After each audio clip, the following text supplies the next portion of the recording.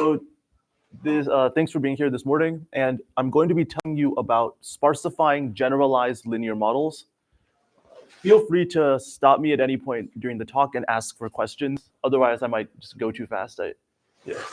Please stop me and just let me know.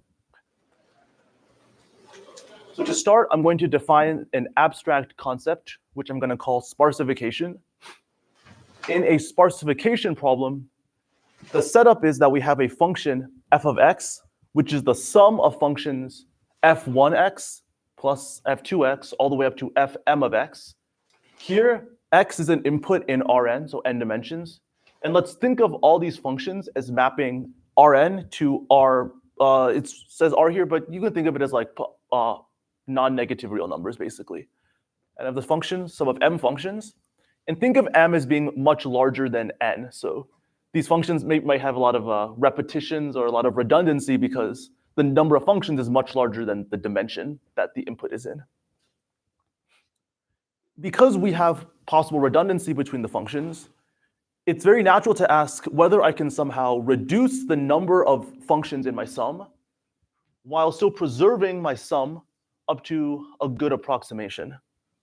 To formalize this, let's define the following two notions. We say that a function f tilde of x, epsilon approximates the function f of x, if for all x in Rn, the difference of fx and f tilde is the most epsilon times f of x.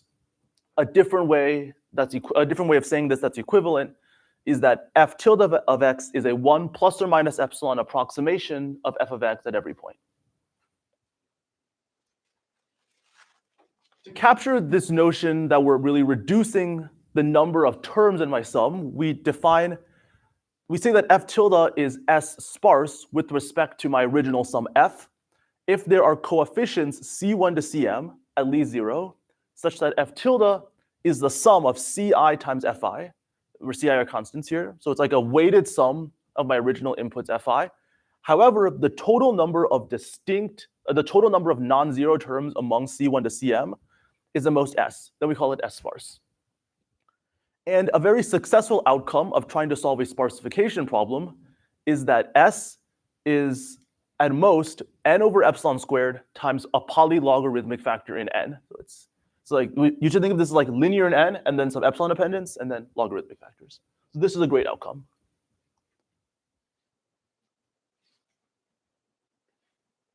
One common instantiation of sparsification that's seen a lot of use in recent years is applying sparsification to least squares regression problems. So in this setting, we have vectors a1 to am in Rn, b1 to bm in Rn, b1 to bm in R.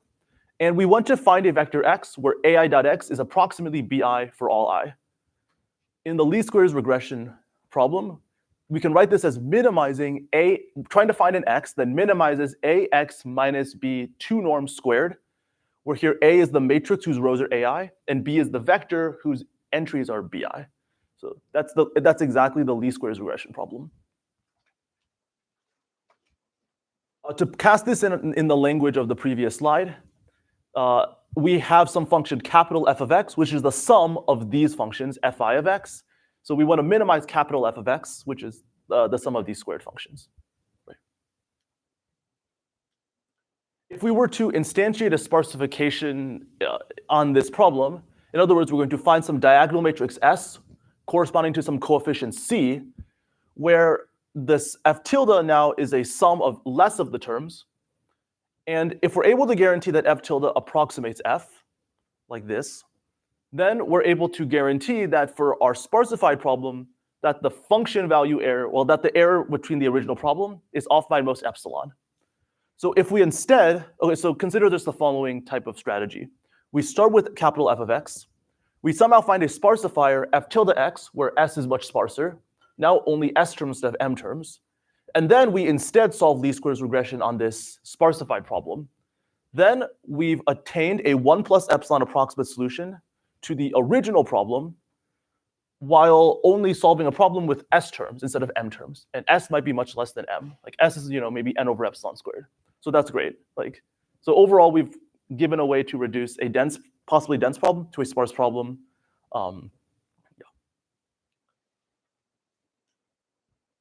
Another common instantiation of this is in the setting of graphs. So in a graph sparsification instance, you have now a weighted graph G, and there's some edges E with possibly some weights W, and we want to find a new graph with less edges, a smaller edge set E tilde, and reweighting W tilde that has not too many edges and approximates the original graph in some context. In the context of cut sparsifiers, you can think that I have a function f of uv of x for every edge uv, and the function is wuv, the weight, times absolute value xu minus xv. And in that context, a cut sparsifier would be saying that this weighted sum of these fuv's is approximately 1 plus or minus epsilon times w tilde of f for all vectors x in Rn. If you're more used to the combinatorial notion of cut sparsifier, what that's saying is here x is now a 0, 1 vector instead of a real vector, but those are actually equivalent notions. If you replace the function f now with w times xu minus xv squared, then you ask for the same thing. This is known as a spectral sparsifier. Basically, what you can think of this as is some kind of least squares regression on a graph.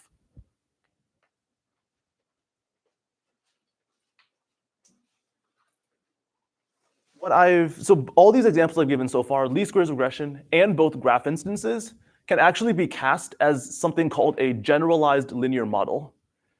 In this setting, we have a function fi of x, which is some function phi of an inner product ai.x minus bi. Maybe in like an optimization language, what you can think of this as is phi is some kind of loss function, which is not necessarily a square. We have ai.x minus bi. So now the setting we should consider is each of our functions fi is some loss of ai.x minus bi, which is kind of the error from what we're trying to fit.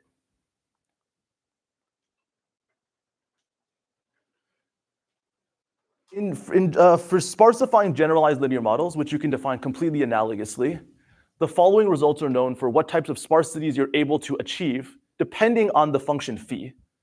So in the case of least squares regression, which is the first case where the function phi is y squared, it's known how to achieve sparsifiers of size n over epsilon squared. When phi is absolute value, this actually corresponds to the L1 norm sparsification. You can get n log n. And for other values of p less than 2, between 0, 1, or between 1 and 2, you can get n log n times some extra factors over epsilon squared. As you can see, when p is less than 2, the bound is basically n over epsilon squared times polylogarithmic factors. On the other hand, when p is greater than 2, the best sparsification bound you can achieve is n to the p over 2 over epsilon squared up to logarithmic factors. Notice that this is not near linear in n, so there's there's a transition at 2. Like below 2 you can achieve near linear, and above 2 you cannot. The best possible bound you can get is n to the p over 2.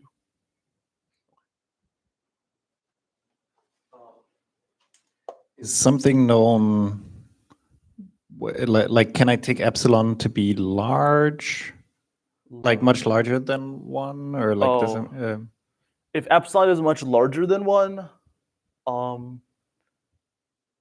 I don't know too much. The most I can say is for L2, there's something called like a restricted invertibility theorem, which is saying that like I can find a subset of the rows such that on the span of where it's defined, the minimum singular value is large. And you can prove it with also techniques similar to BSS, but I don't know of any analog in other norms. Yeah. I guess I'm just thinking about the last line is analogous to spanners. Yeah. And whether there could be hope of having like a result that gets to nearly linear but has a much larger error, like spanners do. I see. So what Rasmus is saying is in the last case, it corresponds to like in a graph to a spanner. Spanner is somehow kind of like an L infinity objective in a graph, and there you can get polylogarithmic approximations. I believe on general matrices it's not possible in the same construction that shows that this doesn't work should work, which is. Anyways, the construction for the lower bound is just random vectors whose inner product is about 1 over root n. So for general p, I think the dimension can be like going down to n, and then you get some approximation factor, which is like d to the p over 2 or something. There is some trade-off there that you can go all the way down to linear, but you get some poly approximation factor. Yeah, not polylogarithmic as you were asking. I think there were a few more questions there. So very basic question. So in the case where BIs are not zero, like you don't have homogeneous like geneity here. So do you get to like approximate for any x in Rn where this is like inside some like ball or something? You're asking if the BIs are not homogeneous, what do you do? There's like quite simple reduction where you just say AI dot x minus BI equals like AI negative 1 dot x comma BI, right?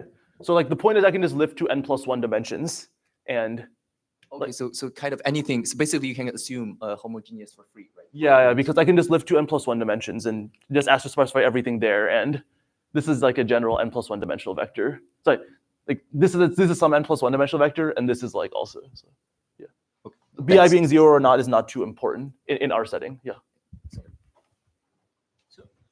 I guess a quick follow-up. So you're getting this guarantee for x deterministically, or are you getting for like some x like a fixed x with high probability? The interesting point here is that you can get it for all x with high probability. It's not that every single x is fixed is correct with high probability. It's actually all x and Rn are correct. That's nice. And that's important for a lot of applications. It's like for applications, it is not sufficient that each x holds with high probability independently, because like then what can happen is like you have some x and then like the value just becomes 0 or something, and then yeah, it's just, like then the algorithms applying this might get confused. Was that a question?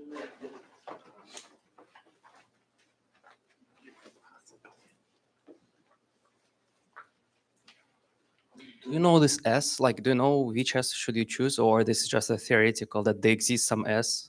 Good. The question is, what type of S should we choose to get a sparsifier?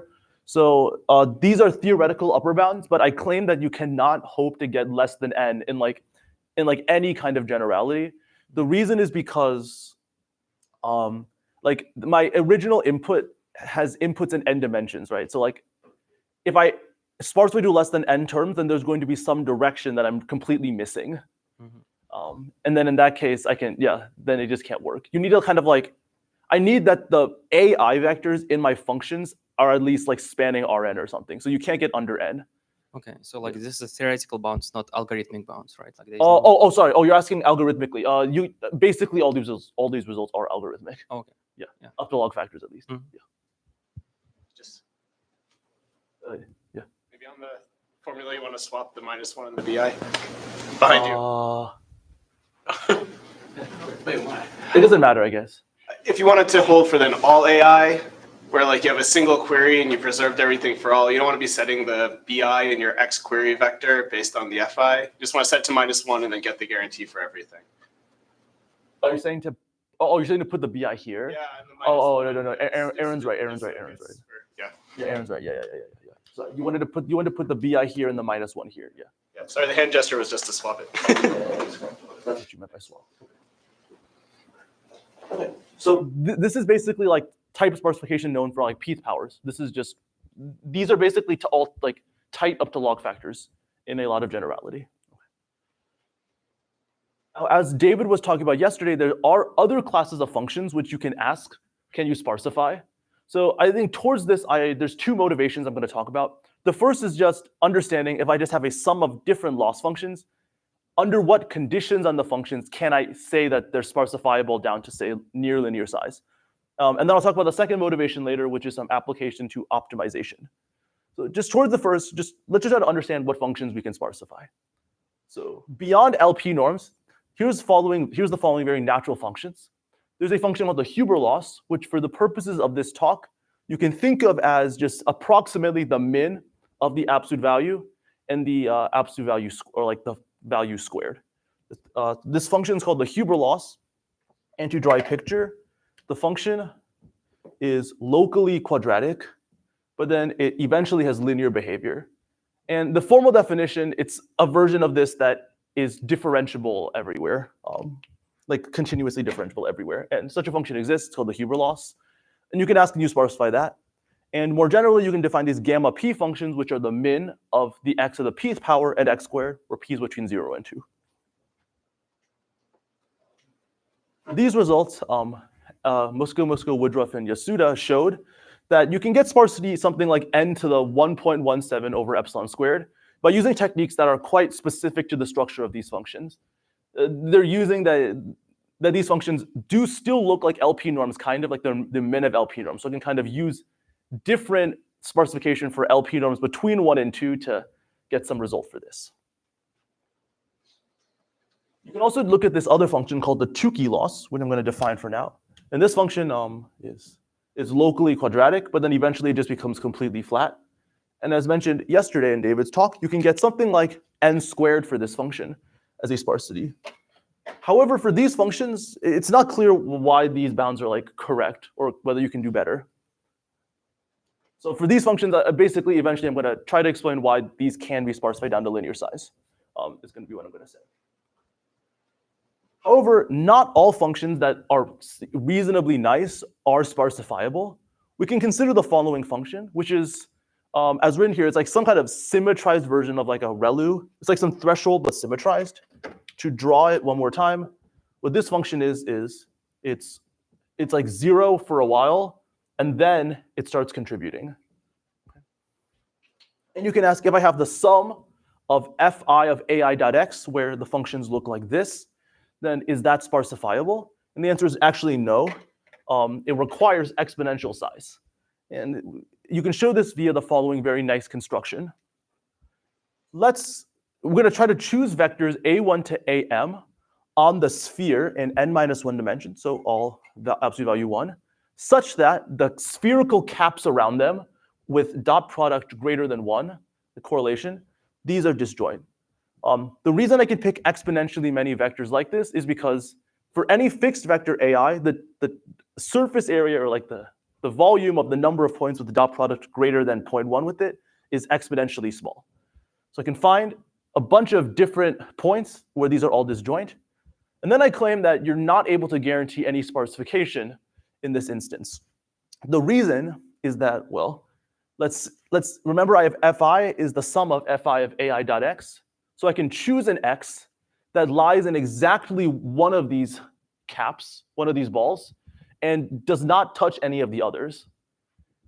And in that case, well, exactly one function fi of x will have positive value, and the rest will all have 0 value because of the definition. So I can't afford to drop any of the fi's, because if I dropped it, then, well, there's a point where that's the only coordinate that would have had any positive value. So I can't afford to drop any points, and sparsification requires exponential size.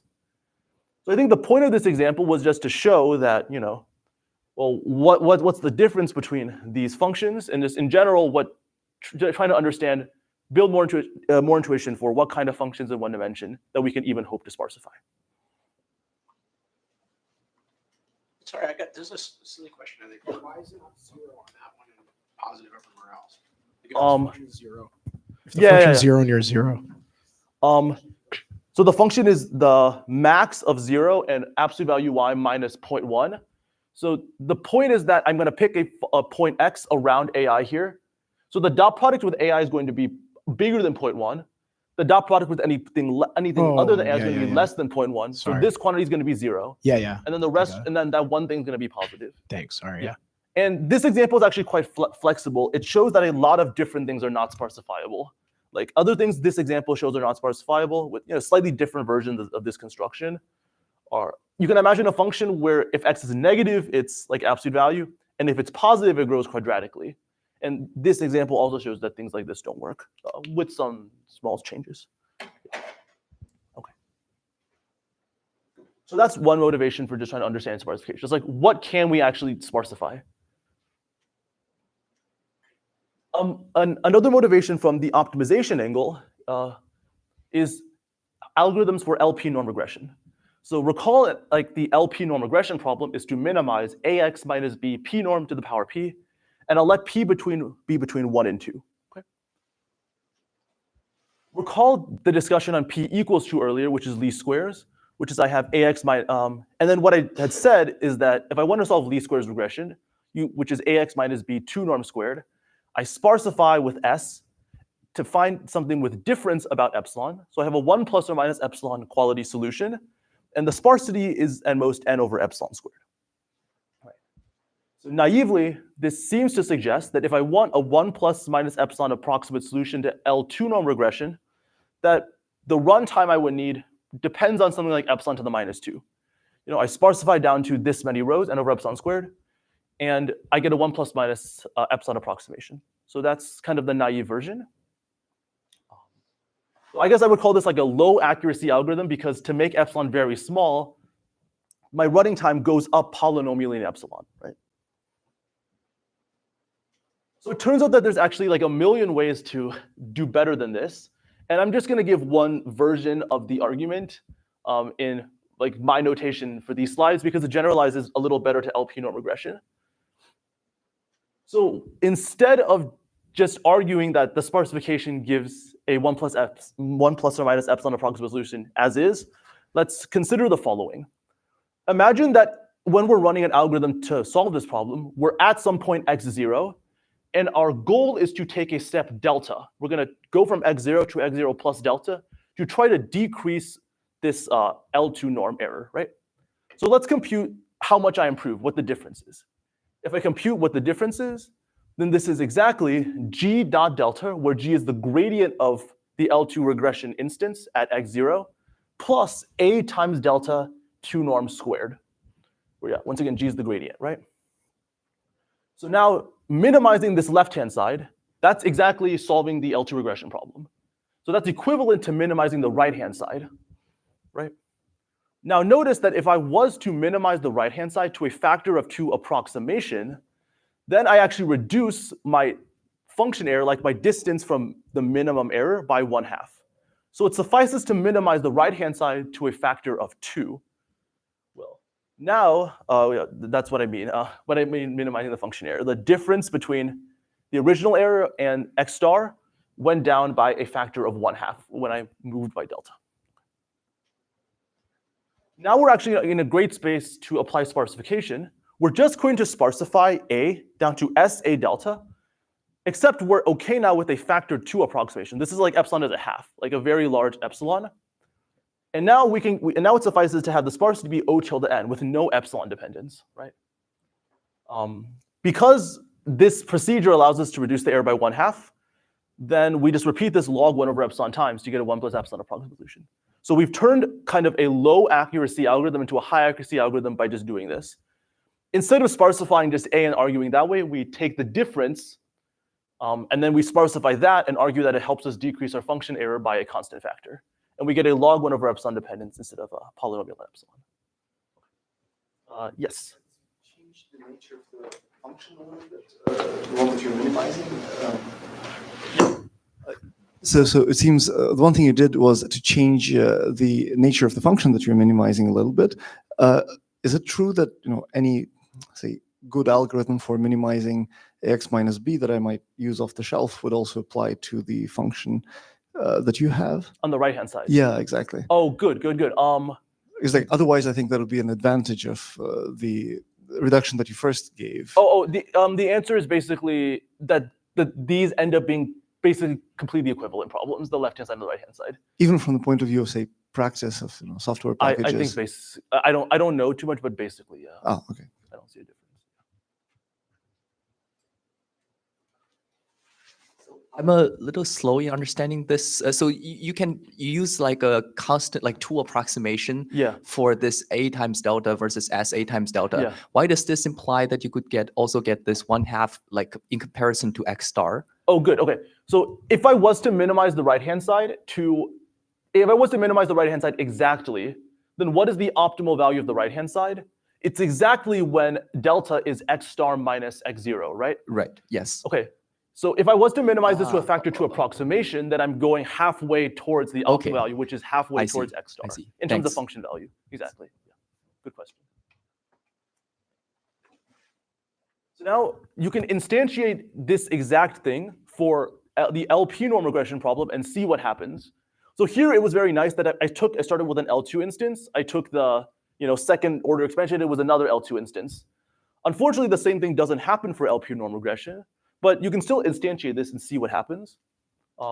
Just to write it out, we have ax minus b p norm to the p. And for notational cleanliness, let's just write this as sum fi, ai.x minus bi, where fi is the pth power, okay? We're gonna do this for general functions. And once again, let's consider starting from x0 and moving to x0 plus delta and computing the difference, right? If you compute the difference, this equals the following quantity. You don't need to read it too carefully. I'll try to explain what's going on. So the difference is g dot delta, where here, once again, g is the gradient. And what is the other term? The other term is exactly the Bregman divergence of the function fi. This is just by the definition of Bregman divergence. The Bregman divergence it's the fz minus fy minus. It's basically how much further I'm above, how convex I am when I move to z. Okay. So minimizing this quantity, the gradient plus the Bregman divergence, is completely equivalent to solving the original problem. Now, let's think about what the Bregman divergence of this pth power function is. Some calculations reveal that the Bregman divergence of the pth power function is exactly this gamma p function I defined earlier. It's the min of something which is locally quadratic, and on large scales, it looks more like delta to the p. So to minimize this quantity up to a constant factor, we'll just replace every divergence with a gamma p function, right? And now it suffices to minimize this quantity because we've only lost a constant factor. So now we apply sparsification to this thing. If we're able to apply sparsification to this thing, find some coefficient ci that approximated up to a constant factor, like just a 2 factor, and c as s sparse. Now we've reduced our original problem to solving something which is s sparse, gradient plus some gamma p functions. Okay. So the point of this was that if I want to solve LP regression where m is bigger than n, I can do this transformation. I can sparsify the divergence part, which is the gamma p function, and get a faster algorithm for LP regression because they got sparser. Yes? Defined for non-negative functions, right? Yeah. But this function can be negative. No, the Bregman, good question. The question is, can these functions be negative? The Bregman divergence of any convex function is positive by the definition of convexity. Sorry, where is it? Here, yeah. The Bregman divergence is a positive function because f is convex. That's did that make sense? How is this different than, how is the iterative refining different than just doing mirror descent where this is the mirror map? But that, if gamma p is your mirror map, then minimizing the gradient plus the Bregman divergence is precisely the mirror descent step, no? I don't have a good answer. Does someone else have a good answer? I don't have a good answer. Sorry about that. I mean, this particular useful approximation to the Bregman divergence that sort of shows that it's tractable is, I guess, from Dijk's paper, and it's something you need to compute, or like you need to verify that it has a nice form for it. In that language, the mirror map is a little more dynamic based on the iterate. Like, I don't think it's a fixed function in quite the same sense in that language, but I'm not 100%. Yeah. This is not like a very like I wouldn't say that this is like a particularly special framework. It's just a nice way to. It's not really like a fixed. Like the approximation is a little more local versus a global map, like what you described, I think. But yeah. I guess here this thing is different depending on my starting point. In a mirror map, it's maybe more like globally it's the same. This is but in this case it doesn't really in this case it doesn't matter. You just being able to approximate the local divergence is enough to get a. But while I'm here, one clarification that this decreases by a constant does depend on some geometry of the fi though. Oh, correct. Yeah. The fact that a constant factor suffices depends a little bit on the particular function gamma p and not. Thanks. Okay. So okay, good. So I guess.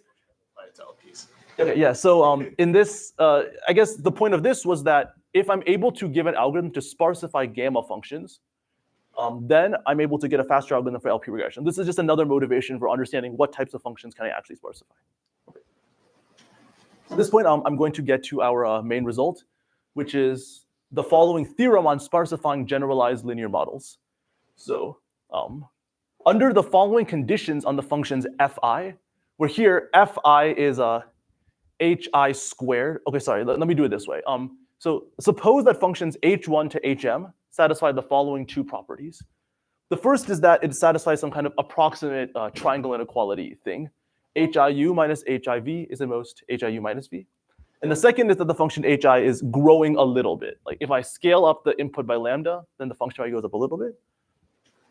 Then if the functions fi are hi squared, so like another way to think of it is square root fi satisfies these conditions, then I'm able to give a sparsifier of sparsifier of f that is a valid sparsifier when the function values between alpha and beta with the following sparsity: n over epsilon squared times polylog factors times log beta over alpha. So that's the main theorem. The running time of this algorithm to do this is basically solving O tilde 1 linear systems. Like it's this many lever square computations. And this applies to the following functions that I've described. It applies to all p powers or all functions that are approximate these gamma functions, like min of a square and a p power. And it works for powers between 0 and 2. And as a corollary, as discussed, we get an algorithm for LP regression that runs in that time, nnza plus n to the omega, where omega is the current matrix multiplication. How come these are bounded below by some alpha? Like, couldn't they hit 0? Sorry, like this is just our sparsification theorem. The sparsification theorem is that, like that's our theorem, is that we guarantee sparsification when the function value is between alpha and beta. So I guess the question is, so for all x such that the function value. Yeah, for all x such that the function value is between alpha and beta, we guarantee sparsification. It's almost like you get tiny. That's one way you can see it. But like notice that for things like the Huber loss or these gamma functions, I can, if I set alpha to be like sufficiently small, like like 1 over poly m, then I'm in a regime where all the functions are homogeneous already. So it doesn't matter. Like then alpha just goes to 0 because I set it to be small enough. So for like reasonably well-behaved function, this is not actually very yeah. It's just for other functions that can have can kind of have wildly different behavior and scales, it's kind of necessary. So for the remainder of the talk, there's, I guess, two goals. We'll see how far I get. But the first goal is to try to give some intuition for these conditions. And the second goal is going to be to just describe very high level how a sparsification algorithm looks and how we go about it. So let's give some intuition for the conditions. So the first condition, these are the two conditions we had in the algorithm. As a corollary of the first condition, you can derive the following two. The first is that the function is approximately symmetric. This is by setting like v equals u equals 0 or something. And another condition you can derive is that the function u is the function h must be sublinearly growing. H of lambda u is in most lambda times h of u. And because f was h squared, f is growing subquadratically. So f is growing subquadratically, as I said. And this is essential for sparsification because as I said, if f is a pth power function and p is greater than 2, then you cannot sparsify down to linear size. So that's like some intuition for like where the first condition is kind of useful. It gives you some kind of symmetry, and it tells you something about subquadratic growth. Now the second condition is a little more mysterious. It's saying that the function is like growing a little bit. It's like growing like lambda to the delta for lambda to the theta for some very small theta.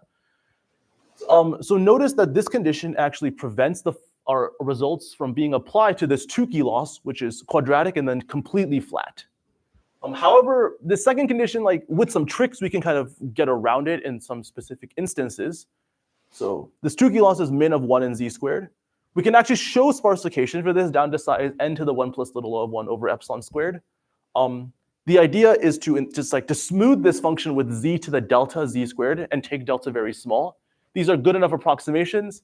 And now we've gotten a function that satisfies condition 2, and we can kind of do some stuff to make this work. I think the point is that condition 2 is not too important, but it's useful for like technical points. What you really need is some kind of more monotonicity, and then condition 1. Okay. I wanted to compare these conditions a little bit to previous work of that studied M estimators. The first main difference is that they replace the condition with this sub-additivity condition in h of v plus w and most that. By taking w to be u minus v, it actually is a little bit stronger than our first condition. This isn't a big deal. I think the proofs in the other paper basically work under the stronger condition. The more interesting point that I do want to get across is that in our results, at no place do we require that the functions f1 to fm are all the same. Like it's just completely not necessary. A previous work does seem to use this condition. Like in our theorem, it actually, the proof never sees the functions f being related in any way. They just need to each individually satisfy whatever hypotheses we want, and we can guarantee sparsification. We don't need that like they're all kind of the same function, like they're all, you know, Huber or all 2 losses or something. Good. At this point, I'm going to move a little bit into, actually, maybe let me stop for questions a little bit before going into like kind of the last segment. Are there any questions about stuff? If not, I'll continue a little bit. At this point, I'm going to talk about how you actually build sparsifiers. So I give you as input a function f of x, which is the sum of these fi's of ai.x. And how do I actually build a sparsifier? Like what's the general strategy to do this? The most general strategy, abstractly, is this idea of importance sampling. And I'll tell you a specific instantiation of it. So abstractly, we have a function f, which is the sum of functions fi. Now, an importance sampling algorithm for this is to define different probabilities, row 1 to row m, that probabilities who sum to 1, for these functions fi to fm. And we're going to do the following procedure to build a sparsifier. We're going to sample s different indices independently from rho. And basically, these s indices in 1 to m are going to be the indices that form our sparsifier. The weights are going to be 1 over s, the number of samples, times f of rho I divided by f of vi divided by rho of vi. This is what we're going to claim f tilde is our sparsifier. So once again, the procedure is just define a probability vector, which I haven't explained how to do. Sample s times by this probability vector, where s is about n, and then just take the weighted sum so that it ends up being unbiased. To see that it's unbiased, notice that the expectation of f tilde x is just the expectation of the first term, because there's s terms and there's 1 over s. And the expectation of the first term, by the definition of our procedure, is exactly f of x. So the procedure is in fact unbiased. So the more interesting part is to show that if we take s samples where s is large enough, like n over epsilon squared, then in fact it is true that for all f of x, where the value is about lambda, that the error is in most epsilon lambda if s is large enough. So this is what you would have to prove about the importance sampling procedure to show that it's a sparsifier, that this error is small. The thing I haven't explained at all yet is how you define these probabilities row 1 to row m. So I'm going to try to do that a little bit in the next few slides. I won't really get into the proof of how you analyze this because that's quite complicated, but yeah. But just to be clear, you're not saying fix lambda max over all f less than lambda. It's like you just, this is For all f, period. No. If you want to fix show that f is a sparsifier, it suffices to fix a lambda and verify this, and then do it, and then check that it's true for all lambdas. I guess your algorithm doesn't depend on lambda. The algorithm does not depend on lambda. Okay. Yeah. Yeah. Well, it holds true for the algorithm will lambda. depend on lambda kind of, but yeah. It holds true for any fixed lambda. You're saying this inequality holds true for any fixed lambda. Yeah, that's right. Yeah, but it holds it holds for any fixed lambda. Yeah, but you should imagine. Yeah, that's right. Yeah. Okay, We'll establish it for all lambda between alpha and beta, right? Like yeah, that's right. Yeah. That's right. We'll establish it for all lambda between the lower function value and the upper function value that we guarantee, and then it works. Then you have to unit bound over a net of all the lambdas. Yeah, okay, sure. You might need a huge amount over all lambdas, but there's logarithmically many, so you don't really you can just imagine lambdas are powers of 2 because they don't worry too much. So then there's only logarithmically many. Yeah. So I'm just gonna try to explain how you define the sampling weights actually. Okay. The main challenge towards defining sampling weights for these functions is that the functions are non-homogeneous. And that kind of makes writing down the correct definition of sampling weights to be very strange. When F is homogeneous, let's try to draw a little bit of inspiration from that instance. There's a very nice object called a Lewis weight, which gives you good sampling probabilities. So here's the following formula for a Lewis weight. A Lewis weight W satisfies the following equation. Wi equals the right-hand side, which is some kind of L2, like L2 importance of the matrix A reweighted by these W's. So it's like a recursive formula that gives you weights that are good. So this is the definition of Lewis weights. Okay. Given Lewis weights for a matrix A for an LP norm, we can do the following sampling procedure. We can define rho I to be Wi over n. And this is a valid probability distribution because you can show that the sum of the Lewis weights is exactly n. So the weight sum to n, even though there's m different functions. So it's known that sampling by these rho i's gives a valid sparsifier when s, like the sparsity is about n over epsilon squared times polylog factors. So in our setting where the functions f are non-homogeneous, what do we do? Like, how do we define weights? The main idea is to actually fix a scale lambda that we care about. So let's just imagine, as I was saying on the previous slide, we just care about trying to show that function values f of x that are approximately lambda are sparsified correctly. So yeah, x such that f of x is between lambda over 2 and lambda. Let's try to show that those are sparsified correctly. Then at this scale lambda, we're going to say that the vector d1 to dm give approximate weights if the following formula is true. Fi of the square root of A transpose M inverse A divided by di A transpose M inverse AI. This is, once again, an L2 importance of this matrix M, basically. And we want this to be approximately lambda for all I from 1 to m. And this is the definition of D. Like that's the definition of what we call an approximate weight D. Okay? Given an approximate weight D, our sampling probability is going to be to look at the L2 importance induced by M. So di AI transpose M inverse AI. Those sum to n because they're L2 importances. We said rho I to be that over n, and that's our sampling probability for this scale lambda. Now we look at lambda being all powers of 2, where lambda is between beta and alpha over some poly m. And we look at all these different scales, of which there's logarithmically many, and we kind of take and we like do samples at each scale according to these rho i's. And that's our overall sampling algorithm. You define di's, the probability, the sampling probabilities at each level, and you just repeatedly sample at each level. And there's logarithmically many, so you increase the sparsity by a logarithmic factor.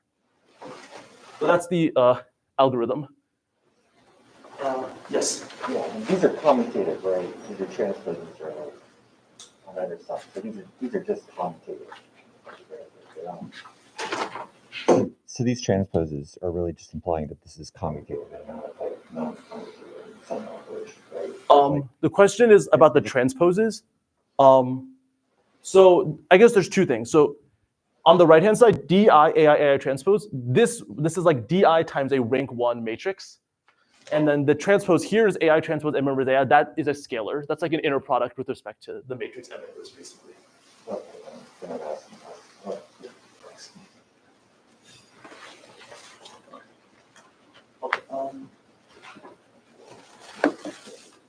Good.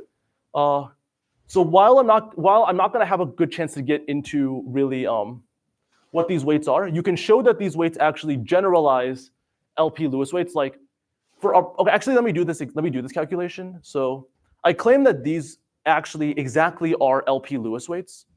To see this, let's just set lambda equals 1, actually.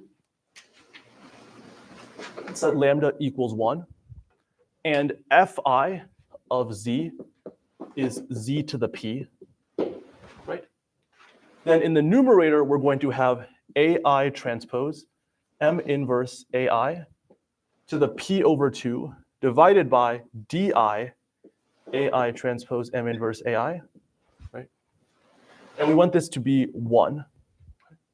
So if we cancel this out, you get di equals this quantity to the p over 2 minus 1. And you can actually show that if, it's not too long of a calculation, but if you let di equal wi to the 1 minus 2 over p, then this exactly becomes the formula for LP Lewis weights with a little bit more. I'll take a couple more lines of algebra.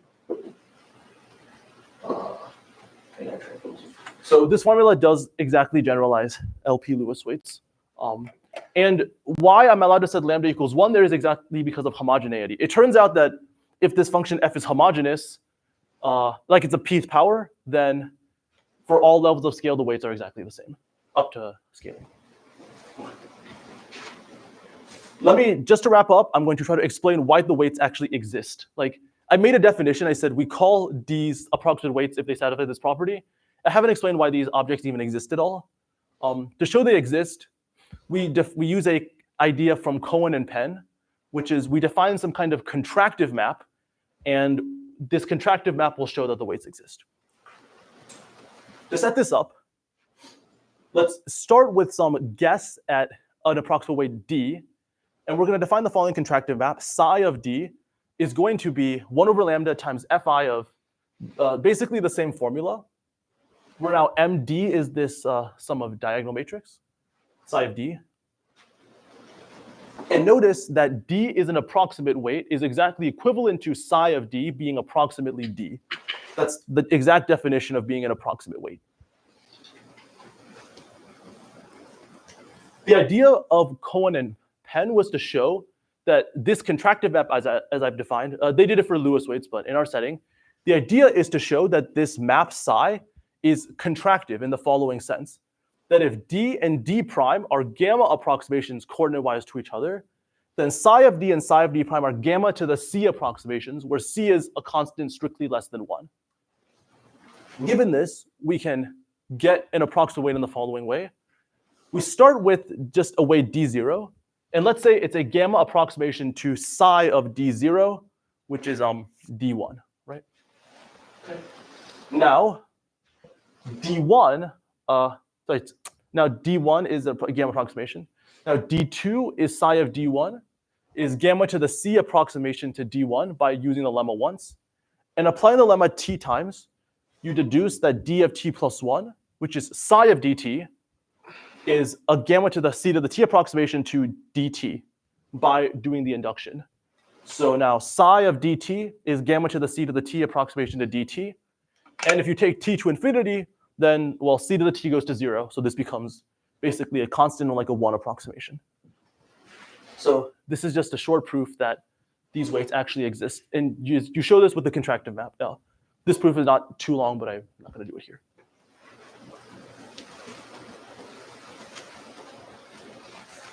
So that's how you do the sampling. I just wanted to say like a few sentences about how you actually do the proof.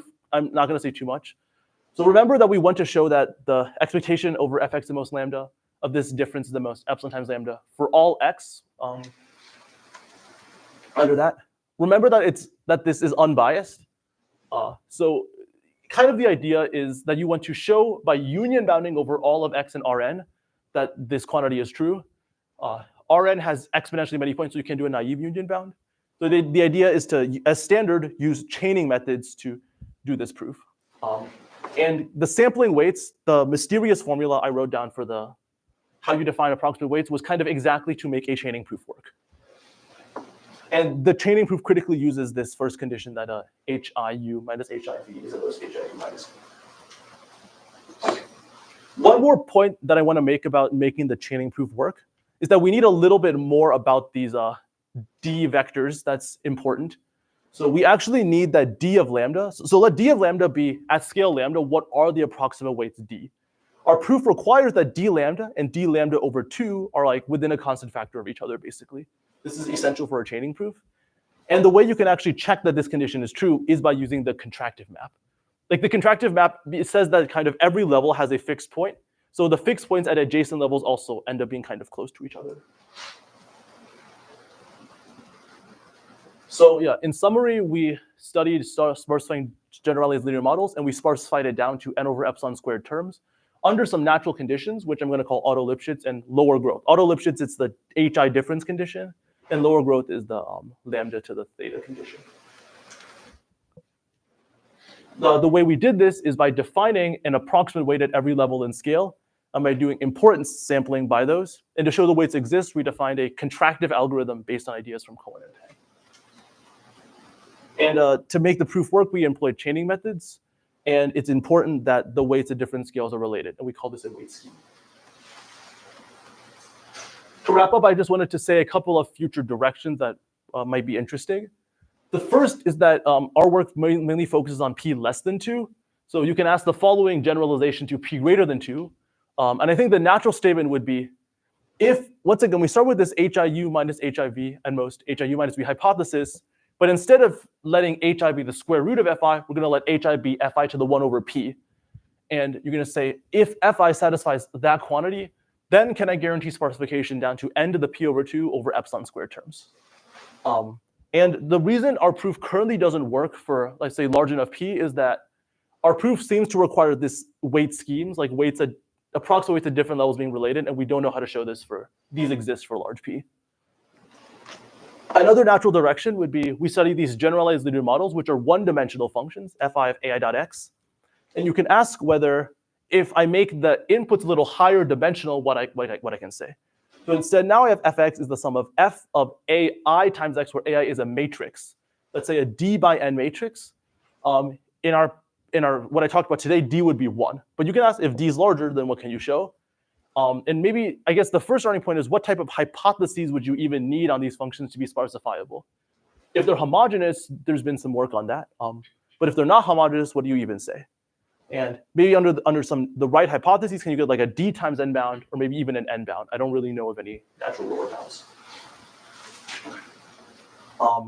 And another question is, I guess here we started studying sparsification for functions that were not norms or like not really homogeneous in a good way.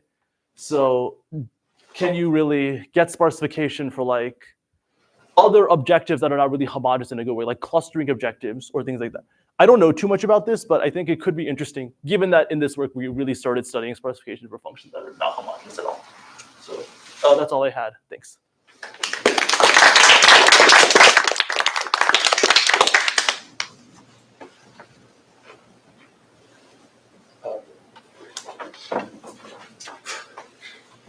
So this result like sort of implies, like, for example, like sparsifying a sum of norm squares, right?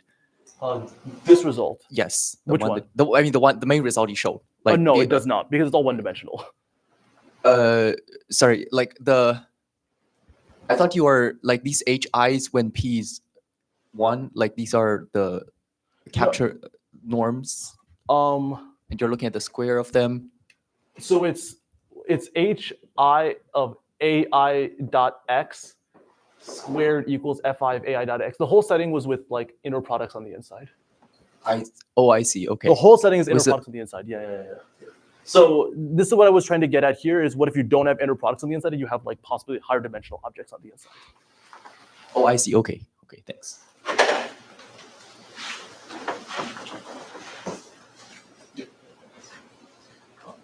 Can you make them deterministic? Can you make these out? The question is, can you make these algorithms deterministic? As far as I know, the only deterministic sparsification algorithm I know is when P equals 2 and you do this BSS thing with these like trace potentials. It would be even very interesting to like just look at L1 sparsification in the matrix case and ask, can I get a deterministic algorithm for sparsifier? I don't think I'm saying anything wrong here. Yeah.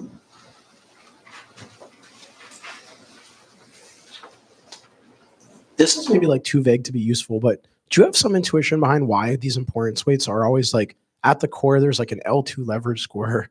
Like, why is it always boiling back down to L2? Yeah, why is it always coming back to L2?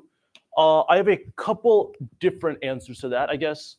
In a recent work, again, with James, Aaron, and Arun, we showed that for LP norm sparsification, you don't need to actually use L2 defined weights to get a sparsifier of near linear size. You can do something else, like with LP norm. So it's like not clear it needs to come back to L2 weights.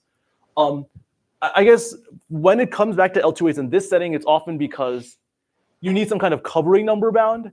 And then for that, you like want to use this like dual Sudakov inequality on like covering, that would be what? Covering an L2 ball with L infinity balls with like a few faces. So you want to use that. So I guess that makes it natural to like define things that come back to L2 because you want to connect it to like a Gaussian measurement.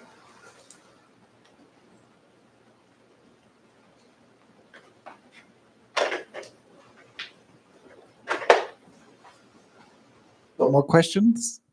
Then let's thank Yang again. Now we have a break